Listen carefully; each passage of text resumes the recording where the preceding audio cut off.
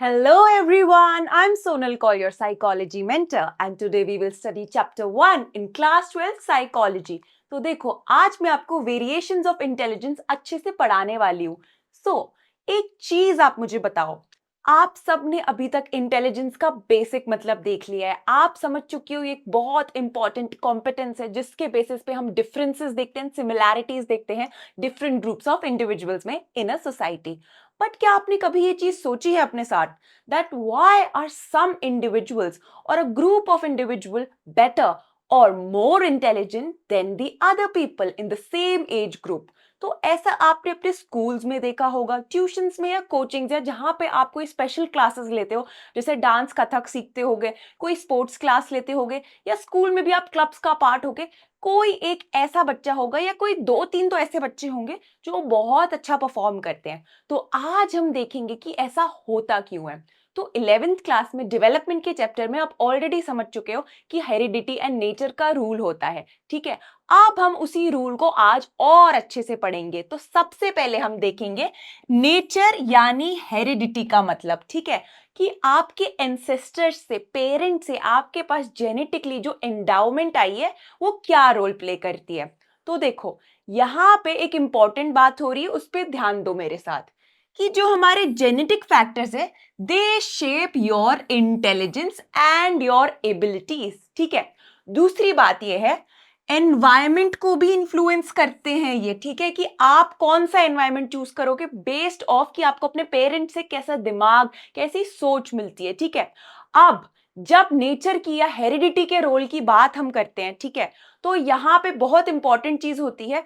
Twin and adoptive बच्चों पे study. तो मैं वो आपको बहुत अच्छे से समझाने वाली हूं, आपको बस मेरे साथ ध्यान देना है. तो आ जाओ मेरे साथ. तो देखो सबसे पहले जब हम नेचर की बात करते हैं जो कि हमारी पेरेंट्स से हेरिडिटी आती है, उसमें हम सबसे पहले ट्विन स्टडीज का एग्जाम्पल लेंगे. ठीक है, उसके बाद एडॉप्टिव स्टडीज का. तो सबसे पहले आप लोग ये सोचो कि ट्विन्स कौन से होते हैं. ट्विन्स वो बच्चे होते हैं जो सेम टाइम पे बॉर्न होते हैं या जो सेम डे पैदा होते हैं बट बहुत कम टाइम गैप होता है. एंड हमारे पास दो टाइप के ट्विन्स होते हैं, एक होते हैं आइडेंटिकल और दूसरे होते हैं फ्रेटर्नल. आइडेंटिकल वो होते हैं जिनका सेम जेंडर होता है, फ्रेटर्नल वो होते हैं जो डिसिमिलर दिखते हैं, उनमें बायोलॉजिकली थोड़े वेरिएशंस होते हैं. ठीक है, लुक्स वाइज. तो अब ध्यान दो. तो एक स्टडी कंडक्ट की जिसमें ये देखा कि जो ट्विन्स साथ में रियर होते हैं यानी जिनको साथ में बड़े किया जाता है, उनकी इंटेलिजेंस कोरिलेट करती है 0.90. तो मैं यहां पे टुगेदर लिख देती हूं. उसके बाद ध्यान दो, जो ट्विन्स को साथ में बड़ा नहीं किया, ठीक है, बट है आइडेंटिकल, 0.72 इनकी कोरिलेट करती है. ठीक है, एंड यहां मैं लिख देती हूं कि ये है हमारे आइडेंटिकल ट्विन्स. ठीक है, ताकि आपको याद रहे. तो इतना तो हमें दिख रहा है कि इंटेलिजेंस कितनी ज्यादा मैच कर रही है, कोरिलेट कर रही है, कि दोनों को अगर साथ में बड़ा किया या अलग भी किया ज्यादा डिफरेंस नहीं है. फिर एक थर्ड चीज आई जो थी कि 0.60 करती है कोरिलेट फ्रटर्नल ट्विन्स की जिनको साथ में या टुगेदर रियर किया गया या बड़ा. तो यहां पे आ जाएगा हमारा फ्रटर्नल ट्विन्स. ठीक है, इसका आपको ध्यान रखना ही रखना है अपने exam and conceptual point of view से. अब आ जाएंगे हमारे ब्रदर एंड सिस्टर्स यानी सिबलिंग्स. तो वो सिबलिंग्स जिन्हें साथ में बड़ा किया है उनकी 0.50 इंटेलिजेंस मैच करती है, इसका आपको ध्यान रखना है. तो मैं यहां लिख देती हूं सिबलिंग्स. ठीक है, उसके बाद वो सिबलिंग्स जिन्हें साथ में बड़ा नहीं किया यानी जो साथ में रियर नहीं हुए, उन्हें अलग अलग घरों में बड़ा किया गया है, उनकी इंटेलिजेंस कोरिलेट करती है 0.25. इसका आपको ध्यान रखना है. तो इतना हमें पता चला कि देखो इंटेलिजेंस तो बहुत मैच करती है क्योंकि जेनेटिकली सेम है. तो ये इस रिसर्च का पॉइंट था. अब इनका एक दूसरा पॉइंट भी था, तो वो पॉइंट भी मैं आपको बता देती हूं. दूसरा पॉइंट ये था कि जो बच्चे अगर एडॉप्टेड भी हो जाते हैं, तो ध्यान दो मेरे साथ, एडॉप्टेड हो जाएंगे बट इनकी जो इंटेलिजेंस है, ठीक है, इंटेलिजेंस जो होगी वो होती है similar to their biological parents, ठीक है, rather than their adoptive parents. इसका आपको ध्यान रखना ही रखना है। तो इन दो पॉइंट से क्या प्रूव हुआ, इतना तो आप समझ ही गए हो कि इंटेलिजेंस में ना हेरिडिटी का रोल है बहुत ज्यादा, कि हर चीज पेरेंट्स के जीन्स से इन्फ्लुएंस हो रही है, ठीक है। भले ही यहाँ पे अडॉप्ट भी हो गए, बट रिसर्च में देखा कि एडॉप्टिव पेरेंट्स से नहीं मैच होती, बायोलॉजिकल पेरेंट्स से ही जेनेटिकली इंटेलिजेंस का लेवल मैच हो रहा है। अब एक और डिस्कशन उठा, एक डिबेट उठा रिसर्चर्स के बीच या साइकोलॉजिस्ट्स के बीच। उन्होंने बोला कि नहीं, एनवायरमेंट का भी रोल है। तो अब हम एनवायरमेंट का रोल देखेंगे सबसे पहले यहाँ पे। तो एनवायरमेंट को नर्चर कहते हैं। नर्चर क्यों कहते हैं? क्योंकि आपके पेरेंट्स तो आपको एक नेचर दे देते कि देखो ये तुम्हारे अंदर होगा, बट एनवायरमेंट आपको नरिश या शेप करती है, उसी को हम नर्चर कहते हैं। तो यहाँ पे आपको कंफ्यूज होने की बात नहीं है। तो अब इन्होंने एक चीज बोली कि जो बच्चे अगर एडॉप्ट हो जाते हैं बहुत अच्छी फैमिलीज में, हाई इकोनॉमिकली वैल्यूएबल फैमिलीज जहां पे सोशल इकोनॉमिक कैपिटल बहुत है, उन बच्चों की इंटेलिजेंस का लेवल बहुत अप होते हुए देखा गया है। ये रिसर्च ने हमें प्रूव करके दिया, ठीक है, जो कि कॉन्ट्राडिक्ट कर रहा है हमारे नेचर के पॉइंट के साथ, ठीक है। फिर दूसरी चीज इन्होंने ये बोली कि quality schooling, nutrition and facilities will improve there IQ और इंटेलिजेंट क्वेश्चन। आईक्यू हम आगे पढ़ने वाले हैं, ठीक है।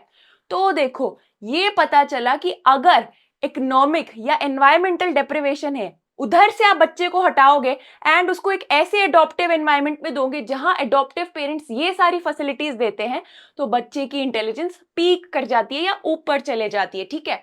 तो इन्हीं को हमने बोला कि हाई एससीएस या जिन फैमिलीज में सारी फैसिलिटीज बच्चे को मिलती है, ठीक है। अब हमारा कंक्लूजन देखो क्या निकला। कंक्लूजन ये निकला कि इंटेलिजेंस जो है ना वो दोनों का प्रोडक्ट है, both your genetics and your nurture और एनवायरमेंट, ठीक है। तो ये डिबेट इसी चीज के साथ खत्म हो गया। अब हमने इंटेलिजेंस पे इतनी बातें की, बोला नेचर का ये रोल है, नर्चर का ये रोल है, बट इसे हम मेजर कैसे करेंगे कि किस में कितनी इंटेलिजेंस है, किस बेसिस पे हमने ये देखा? तो हमने ये देखा असेसमेंट ऑफ इंटेलिजेंस के बेसिस पे, जहां हम उसे इवैल्यूएट कर रहे हैं। So you evaluate a persons cognitive ability, इसका आपको ध्यान रखना ही रखना है, ठीक है। तो अब देखो हम इसे इवैल्यूएट कैसे कर रहे हैं और कौन था जिसने इसे इवैल्यूएट किया। तो आपको एल्फ्रेड बिने का नाम पता है, जिन्होंने बहुत फॉर्मली सबसे पहले असेस करना चाहा इंटेलिजेंस के कॉन्सेप्ट को। एल्फ्रेड बिने के साथ हमारे आ जाते हैं एक इंपॉर्टेंट पर्सनैलिटी जिनका नाम है थियोडोर साइमन, और इन दोनों को साथ में बिने एंड साइमन बोलते हैं फेमसली इन साइकोलॉजी। तो बिने एंड साइमन ने एक बहुत इंपॉर्टेंट कॉन्सेप्ट दिया जो कि था मेंटल एज का। इसका आपको ध्यान रखना है। And now you must be thinking कि मेंटल एज क्या होता है, तो वो मैं आपको बताऊंगी। मेंटल एज होती है कि आपकी जो भी एज है उसमें जो टास्क होते हैं डेवलपमेंटल, क्या आप उस एज के बाकी बच्चों के कंपैरिजन में वही एवरेज परफॉर्मेंस दिखा रहे हो या नहीं दिखा रहे हो, ठीक है। तो देखो अब इसके बाद विलियम स्टर्न है, जिन्होंने एमए के कॉन्सेप्ट की हेल्प से आईक्यू यानी इंटेलिजेंट को हम कैसे मेजर करेंगे उसका फॉर्मूला एंड कॉन्सेप्ट दिया। तो ये है हमारे विलियम स्टर्न, एंड 1912 में इन्होंने फॉर्मूला दिया जिसमें हमारा आईक्यू होता है mental as upon chronological age multiplied by 100। Chronological age होती है योर एज बाय बर्थ, ठीक है। तो अब एक और चीज देखो यहाँ पे, इन्होंने बोला कि अगर एम में यानी आपकी मेंटल एज यानी जो आपकी एबिलिटीज आपकी एज से ज्यादा है, अगर आप 10 साल के हो बट आप में 13 साल या 12 साल के बच्चे का दिमाग है, तो आपका आईक्यू हाई है यानी आप इंटेलिजेंट हो, बट ऑब्वियसली बट अगर आपका एम या मेंटल एज आपकी क्रोनोलॉजिकल एज से कम है, आप हो तो 10 साल के but your intelligence is that of an 8 year old, ठीक है। तो आपकी इंटेलिजेंस लो है, ठीक है। और इन्होंने एक और चीज बोली, 2 साल अगर कम है आपकी मेंटल एज तो वो होती है रिटार्डेशन। इसका आपको ध्यान रखना ही रखना है, ठीक है। अब हमारे आईक्यू के स्कोर्स होते हैं, ठीक है। तो इतना समझो मेरे साथ, जो बिलो 70 होते हैं उन्हें हम कहते हैं कि ये डेफिशिएंट है, ये रिटार्डेशंस में आ जाते हैं, ठीक है। अबव 130 होते हैं हमारे सुपीरियर गिफ्टेड लोग, जैसे कि एल्बर्ट आइंस्टाइन, ठीक है, जो कि बहुत इंटेलिजेंट है। ऐसे बहुत से हमारे साइंटिस्ट जैसे मैरी क्यूरी, ठीक है। अब इंटेलिजेंस के जो स्कोर्स है, आईक्यू स्कोर्स, उन्हें हम इस ग्राफ पे दिखाते हैं, जो कि एक बेल जैसा बन रहा है कि नहीं। तो इसी बेल शेप्ड कर्व को हम नॉर्मल कर्व बोलते हैं। ये आपको याद रखना है, ये डायरेक्ट क्वेश्चन आता है कि इस फ्रीक्वेंसी डिस्ट्रीब्यूशन को क्या बोलते हैं, ठीक है।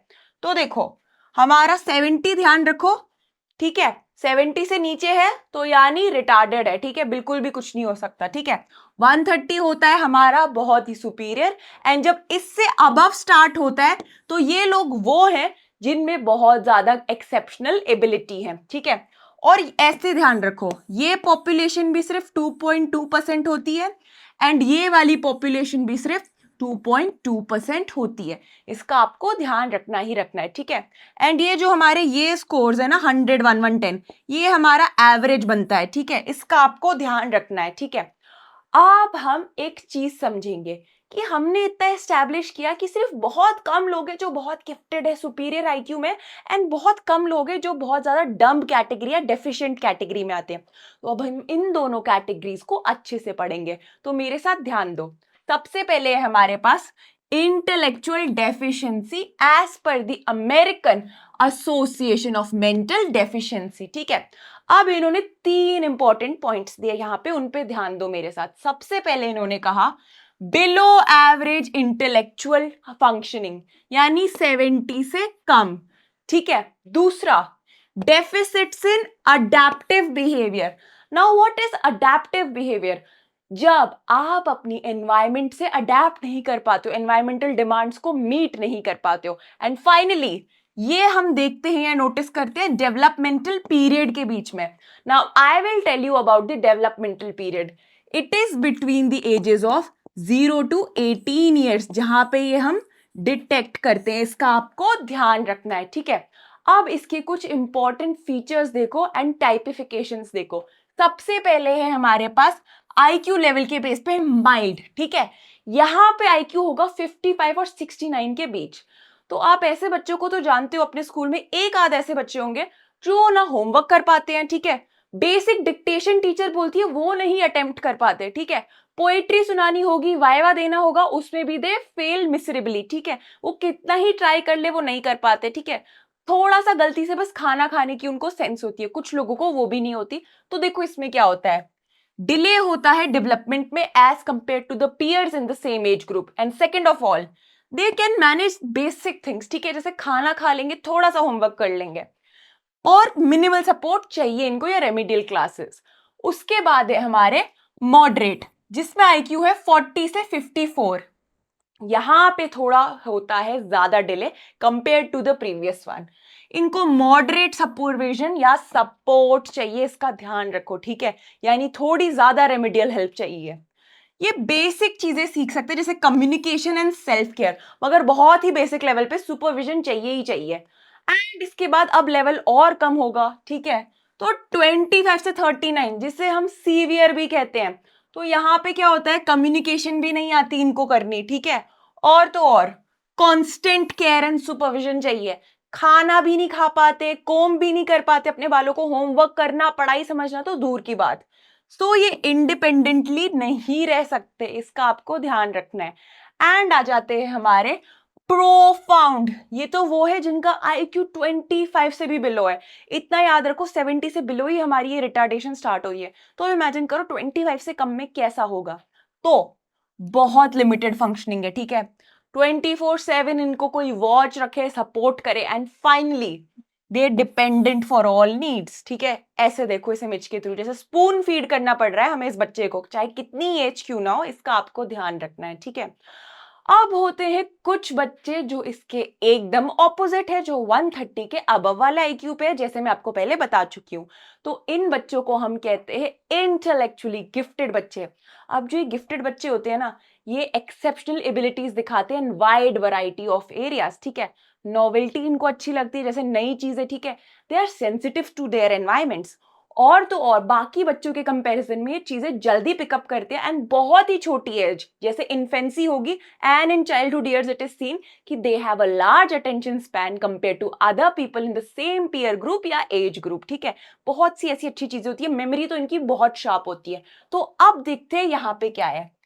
This was first studied by Lewis Terman. Terman का नाम ध्यान में रखो, ठीक है। सो टर्मिन ने क्या किया, he looked at 1500 children and ये वो बच्चे हैं जो गिफ्टेड या एकदम सुपीरियर कैटेगरी में आते हैं, इनका IQ 130 वाला है, ठीक है, एंड उससे अबव।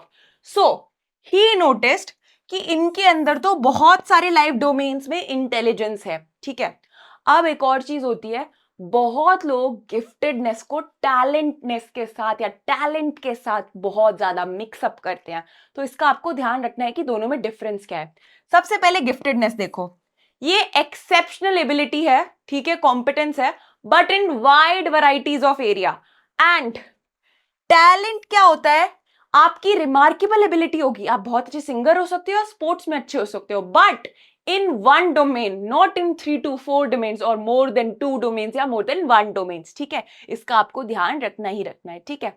अब हम एक इंपॉर्टेंट चीज देखने वाले हैं, वो है कि क्या हमारे फीचर्स है गिफ्टेडनेस के। तो मैंने आपको बता दिया, गिफ्टेड बच्चे हमेशा छोटी एज से ही बहुत अच्छे perception, memory, abstract thinking, novelty के स्किल्स दिखाते हैं। तो अब इन डेप्थ देखेंगे इनके स्किल्स। इनकी रैशनल थिंकिंग और प्रॉब्लम सॉल्विंग बचपन से ही बहुत अच्छी होती है, ठीक है। ये दिखाते हैं कि oh we can go about this, they come up with new solutions. Also high motivation. Now what is motivation, you know it by now. Motivation होती है आपकी ड्राइव जो आपको पुश करती है टू अचीव और अटेन एनीथिंग। इनको कोई बाहर वाला एक्सट्रिंसिकली नहीं बोलता, इनकी इंट्रिंसिक ड्राइव ही बहुत ज्यादा होती है जो इनको कहती है you have to do this, you have to achieve this. और तो और इनका सेल्फ एस्टीम हाई होता है। तो सेल्फ एस्टीम क्या होता है, सेल्फ एस्टीम होता है आपकी value judgement about your own self worth. तो इन्हें पता है कि हम कितने वर्दी है, इन्हें कॉन्फिडेंस इश्यूज बिल्कुल नहीं होते। Then we have independent thinking which is non conformist. तो देखो कन्फॉर्म क्या होता है, कन्फॉर्मिस्ट क्या होता है, मैं इसका मतलब आपको बताती हूँ जिन्हें नहीं पता। कन्फर्म का मतलब होता है कि अगर कोई आइडियल या कोड ऑफ कंडक्ट या कोई रूल है उसे हमेशा फॉलो करना, नो मैटर व्हाट, ठीक है।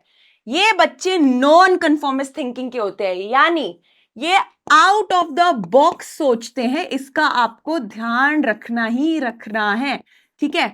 ये फॉलो नहीं करते हर्ड को, यानी इनकी वो ब्लैक शीप मेंटालिटी है, सबसे अलग आपको दिख जाएंगे, एकदम अलग से चमकते हुए, इसका आपको ध्यान रखना है, ठीक है। ये हमेशा आउट ऑफ द बॉक्स सोचेंगे एंड नॉवल, ये बॉटम लाइन है, इससे आपको याद रहेगा हमेशा, बस ये दो चीजें अगर आप याद रखो तो, ठीक है। तो देखो आज की क्लास में हमने क्या सीखा, आज की क्लास में मैंने आपको बताया वेरिएशंस ऑफ इंटेलिजेंस, जिसमें मैंने आपको नेचर और नर्चर का रोल बताया एंड फॉलोड बाय मैंने आपको दिखाया कि हम IQ को कैसे इवेल्युएट करते हैं, इंटेलिजेंस के क्या स्कोर्स है एंड हमारे 2.2% जो दो पोल्स पे हैं वो कौन कौन से हैं, गिफ्टेड एंड डेफिशिएंट, ठीक है। अब एक क्विक क्विज करते हैं टू चेक योर अंडरस्टैंडिंग। तो पहला क्वेश्चन देखो, frequency distribution for the IQ scores forms a bell shaped curve and इस curve को क्या बोलते हैं, is it U shaped curve, is it bell shaped curve, is it mixed curve or is it none of these। तो देखो मैंने आपको बताया IQ scores के curve को हम क्या कहते हैं, और मैंने बोला भी एग्जाम में आता है, U shaped तो नहीं बोलते, बेल शेप्ड दिखता भी है बट इसे बेल शेप्ड तो नहीं बोलते, नाम डिफरेंट है। क्या इसे मिक्स्ड कर्व कहते हैं, बिल्कुल नहीं। तो हमारा सही ऑप्शन है नन ऑफ दीज, बट हम इसे बोलते हैं नॉर्मल कर्व, इसका आपको ध्यान रखना ही रखना है, ठीक है, एग्जाम में पूछते हैं ये, ठीक है। और है हमारा next question, Louis Terman examined intellectual giftedness and इसमें दो ऑप्शन है, ट्रू या फॉल्स, क्या ये सही है या गलत है, बिल्कुल सही है। सो ए ट्रू हमारा करेक्ट ऑप्शन है। अब एग्जाम के पॉइंट ऑफ व्यू से नेचर एंड नर्चर से 100% क्वेश्चन आता है, 100 नहीं तो 99% चांसेस है, तो वो आपको अच्छे से आना चाहिए, ठीक है। डेफिशिएंसी से भी आपसे क्वेश्चन पूछने के चांसेस है एंड गिफ्टेडनेस से भी शॉर्ट क्वेश्चन, ठीक है। एंड जो हमारा आईक्यू का क्वेश्चन है वहां पे आपसे आईक्यू कैलकुलेट भी करवा सकते हैं एंड आपको आईक्यू के स्कोर्स कौन से किस कैटेगरी में आते हैं पूरे अच्छे से याद होनी चाहिए। एवरेज कौन है, अबव एवरेज कौन है, बिलो एवरेज कौन है, 2.2% कौन है, दोनों एंड्स पे, ठीक है। ये एग्जाम के पॉइंट ऑफ व्यू से लिख के रख लो, कहीं पे नोट कर लो। So that was all for today's class. I will see you in the next lecture.